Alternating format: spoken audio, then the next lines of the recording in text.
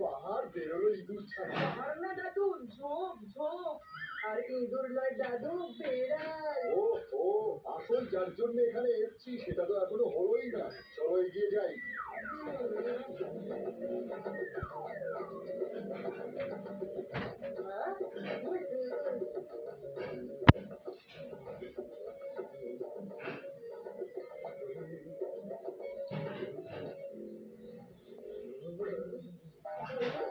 ভাল্লুক ভাল্লুক। আলু? আপনি এই জঙ্গলের মধ্যে আলু খাওয়ার কথা ভাবছেন? এই জঙ্গলে কি আমরা ওটও দেখতে পাবো? কিন্তু ওট তো মরুভূমিতে থাকে, তাই না?